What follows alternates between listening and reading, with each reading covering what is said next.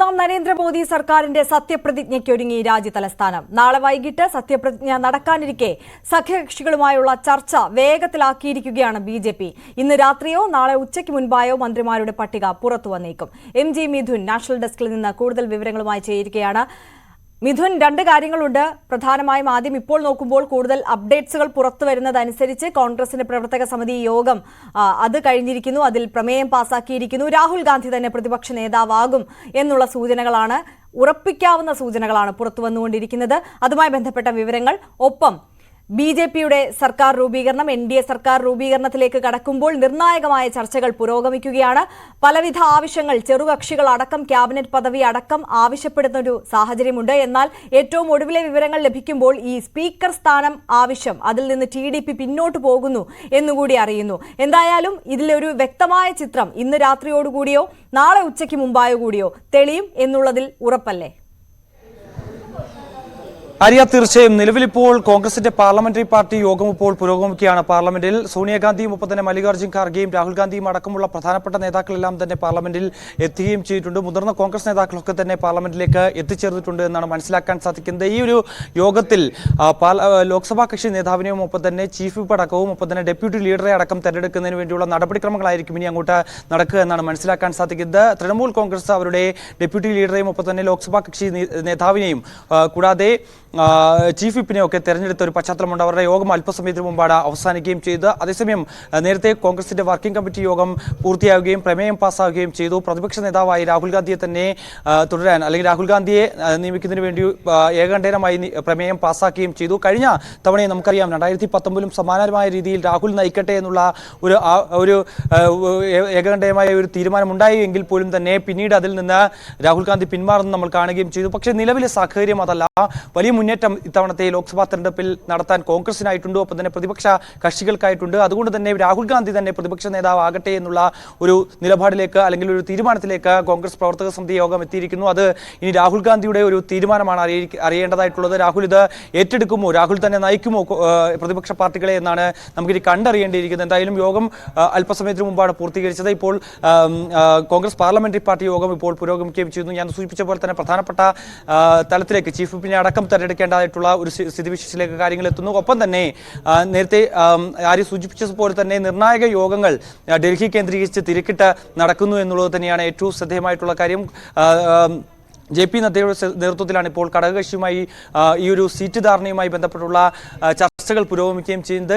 പ്രധാനമായും TDPയും ഒപ്പം തന്നെ JDയും അടക്കമുള്ള പാർട്ടികളെ അനുനയിപ്പിക്കുക, ഒപ്പം തന്നെ അവർ മുന്നോട്ട് വെച്ചിട്ടുള്ള ആവശ്യങ്ങൾ അംഗീകരിച്ച് മുന്നോട്ട് പോകുക എന്നുള്ളതൊക്കെ നമുക്ക് കണ്ടറിയേണ്ടിയിരിക്കുന്നു. നിലവിൽ TDP സ്പീക്കർ സ്ഥാനത്തിൽ നിന്നുള്ള ഒരു കാര്യത്തിൽ നിന്ന് ഒരു വിട്ടുവീഴ്ചയ്ക്ക് തയ്യാറാണ് എന്നാണ് മനസ്സിലാക്കാൻ സാധിക്കുന്നത്. ഒരു പക്ഷേ ഒരു ഡെപ്യൂട്ടി സ്പീക്കർ സ്ഥാനം ആവശ്യപ്പെടുന്ന തരത്തിലേക്ക് കാര്യങ്ങൾ പോകുന്നു. അത് നൽകാൻ നേതൃത്വം തയ്യാറാകുമെന്നാണ് നമുക്ക് മനസ്സിലാക്കാൻ സാധിക്കുന്നത്. കൂടാതെ തന്നെ 6 മന്ത്രിസ്ഥാനങ്ങൾ വേണമെന്നുള്ള ആവശ്യം അവർ മുന്നോട്ട് വെച്ചിട്ടുണ്ട്. അതിൽ 2 ക്യാബിനറ്റ് പദവിയും 4 സഹമന്ത്രിമാർ ഉൾപ്പെടെ 6 പേരെ മന്ത്രിയാക്കണം. അതായത് TDPയിൽ നിന്ന് മാത്രമല്ല, ജനസേന ഉൾപ്പെടെ TDP ജനസേന സഖ്യത്തിൽ നിന്ന് 6 പേർക്ക് ഈ ഒരു മന്ത്രിസ്ഥാനങ്ങൾ നൽകണമെന്നുള്ള ആവശ്യമാണ് അവർ മുന്നോട്ട് വെച്ചിരിക്കുന്നത്. അത് ഏകദേശം ധാരണയായിട്ടുണ്ട് എന്ന് മനസ്സിലാക്കാൻ സാധിക്കുന്നു. അതേസമയം JDUവിൽ നിന്ന് 3 പേർ, 1 മുതൽ ഒരു ക്യാബിനറ്റ് പദവിയുള്ള ഒരു കേന്ദ്രമന്ത്രി, ഒപ്പം തന്നെ 2 സഹമന്ത്രിമാർ എന്നിവ നൽകണമെന്നുള്ള ആവശ്യമാണ് അവർ മുന്നോട്ട് വെച്ചിരിക്കുന്നത്. അതടക്കമുള്ള കാര്യങ്ങളിൽ ചർച്ച പുരോഗമിക്കുകയാണ്. അതടക്കം നൽകാനുള്ള ഒരു സാധ്യതയാണ് നമുക്ക് ഈ ഒരു ഘട്ടത്തിൽ കാണാൻ സാധിക്കുന്നത്.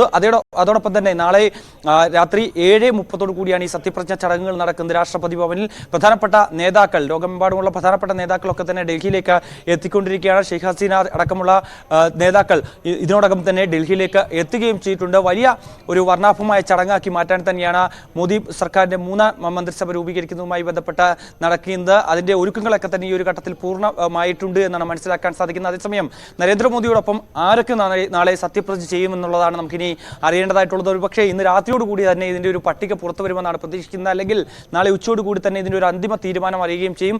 നാളെ എത്ര പേർ കേന്ദ്രമന്ത്രിമാരായി സത്യപ്രതിജ്ഞ ചെയ്യും. ഒപ്പം തന്നെ കേരളത്തിൽ നിന്ന് ഏവരും പ്രതീക്ഷയോടെ ഉറ്റുനോക്കുന്ന ഒരു കാര്യം, കേന്ദ്രമന്ത്രി സഭയിൽ ആദ്യഘട്ടത്തിൽ തന്നെ സുരേഷ് ഗോപി സത്യപ്രതിജ്ഞ ചെയ്യുമോ എന്നുള്ളതാണ് നമുക്ക് അറിയേണ്ടതായിട്ടുള്ളത്. ഇക്കാര്യത്തിലൊക്കെ തന്നെ ഇന്നൊരു തീരുമാനമാവുകയും ചെയ്യും. അക്കാര്യങ്ങളൊക്കെ പട്ടിക പുറത്തു വരുന്നതോടുകൂടി മനസ്സിലാക്കാൻ സാധിക്കും. എന്തായാലും തിരക്കിട്ട ചർച്ചകൾ NDA കേന്ദ്രങ്ങളിൽ നടക്കുന്നു. അതേസമയം പാർലമെന്റിൽ ഇപ്പോൾ കോൺഗ്രസിന്റെ പാർലമെന്ററി പാർട്ടി യോഗവും പുരോഗമിക്കുകയാണ്. ആര്യ. മിഥുൻ സൂചിപ്പിച്ചത് തന്നെയാണ് ഏറ്റവും പ്രധാനപ്പെട്ട കാര്യം. ആരൊക്കെയാകും പ്രധാനപ്പെട്ട പദവികളിൽ വരിക എന്നുള്ളതാണ് ഏറ്റവും പ്രധാനമായും ഉറ്റുനോക്കുന്ന കാര്യം. അതിൽ മിഥുൻ സൂചിപ്പിച്ചതുപോലെ തന്നെ സുരേഷ് ഗോപിയുടെ പദവി എന്താകും എന്നുള്ളതിൽ വലിയ ആകാംക്ഷ നിലനിൽക്കുന്നു. ഇതിനോടകം തന്നെ ഈ ഏറ്റവും ഒടുവിലത്തെ അപ്ഡേറ്റുകൾ പരിശോധിക്കുമ്പോൾ ലേറ്റസ്റ്റ് ആയിട്ടുള്ള കണക്കുകളിൽ പട്ടികകളിൽ ആരൊക്കെ ഈ പ്രധാനപ്പെട്ട സ്ഥാനങ്ങളിലെത്തും, മന്ത്രിപദവി അലങ്കരിക്കും എന്നുള്ളതിൽ ഒരു സൂചനയുണ്ടോ? ഇപ്പോൾ JDUവിൽ നിന്ന് ആരൊക്കെയാകാം പ്രധാനപ്പെട്ട പദവികൾ വഹിക്കുക, അല്ലെങ്കിൽ അവർ ആവശ്യപ്പെട്ട മന്ത്രിസ്ഥാനങ്ങളിലേക്ക് എത്തുക, TDPയിൽ നിന്ന് ആരൊക്കെ, അങ്ങനെയുള്ള ചർച്ചകൾ പുരോഗമിക്കുമ്പോൾ എന്ത് സൂചനയാണ് ഈ ഘട്ടത്തിൽ ലഭിക്കുന്നത്? ആർക്കൊക്കെ ആകാം മുൻതൂക്കം? ആദ്യഘട്ടത്തിൽ എന്തായാലും സ്വാഭാവികമായും നമുക്കറിയാം, പ്രധാനമന്ത്രി നരേന്ദ്രമോദിക്കൊപ്പം പ്രധാനമന്ത്രിയായി അദ്ദേഹം സത്യപ്രതിജ്ഞ ചെയ്യുമ്പോൾ അദ്ദേഹത്തോടൊപ്പം അമിത്ഷാ, ഒപ്പം തന്നെ രാജ്നാഥ് സിംഗ് അടക്കമുള്ള പ്രധാനപ്പെട്ട നേതാക്കളൊക്കെ തന്നെ BJPയുടെ ഭാഗത്ത് നിന്ന് കേന്ദ്രമന്ത്രിമാരായി സത്യപ്രതിജ്ഞ ചെയ്യും. നേരത്തെ തന്നെ നമുക്കറിയാം, ആഭ്യന്തര വകുപ്പും ഒപ്പം തന്നെ ധനകാര്യം, പ്രതിരോധം, റെയിൽവേ അടക്കമുള്ള പ്രധാനപ്പെട്ട വകുപ്പുകളൊന്നും തന്നെ വിട്ടു നൽകാനാവില്ല എന്നുള്ളൊരു നിലപാട് നേരത്തെ തന്നെ BJP നേതൃത്വം മറ്റ് ഘടകകക്ഷികളെ അറിയിക്കുകയും ചെയ്തിരുന്നു. അതുകൊണ്ട് ഒരു സാഹചര്യത്തിൽ ഈ വകുപ്പുകളിലെല്ലാം തന്നെ പ്രധാനപ്പെട്ട BJP നേതാക്കളെത്തും. അവർ നാളെ തന്നെ സത്യപ്രതിജ്ഞ ചെയ്യുമെന്നുള്ള ഒരു സൂചന ഈ ഒരു ഘട്ടത്തിൽ വരികയും ചെയ്യുന്നു. ഒപ്പം തന്നെ JDUവിൽ നിന്ന് സഞ്ജയ് കുമാർ ജാ ഉൾപ്പെടെയുള്ള പ്രധാനപ്പെട്ട നേതാക്കൾ നാളെ സത്യപ്രതിജ്ഞയ്ക്ക് തയ്യാറാകുന്നു എന്നാണ് മനസ്സിലാക്കാൻ സാധിക്കുന്നത്. പ്രധാനപ്പെട്ട വകുപ്പ്, ക്യാബിനറ്റ് പദവി അടക്കം സഞ്ജയ് കുമാർ ജായ്ക്ക് നൽകണമെന്നുള്ളൊരു നിർദ്ദേശം നിതീഷ് കുമാർ നൽകിയിരുന്നു. കാരണം അദ്ദേഹം നേരത്തെ ഈ ഡൽഹിയിലെത്തി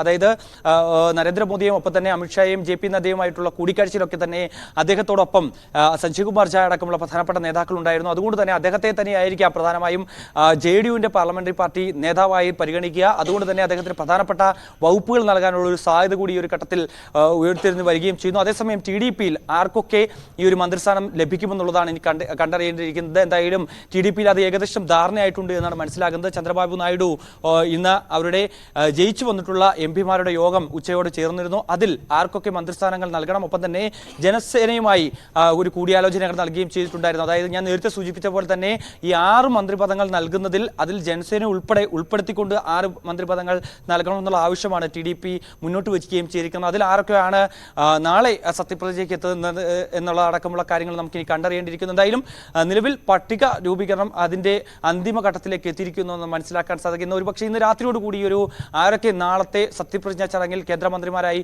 സത്യപ്രതിജ്ഞ ചെയ്യും, ഏതൊക്കെ വകുപ്പുകളാണ് കൈകാര്യം ചെയ്യുന്ന അടക്കമുള്ള കാര്യത്തിലൊരു തീരുമാനമുണ്ടാകുമെന്നാണ് പ്രതീക്ഷിക്കുന്നത്.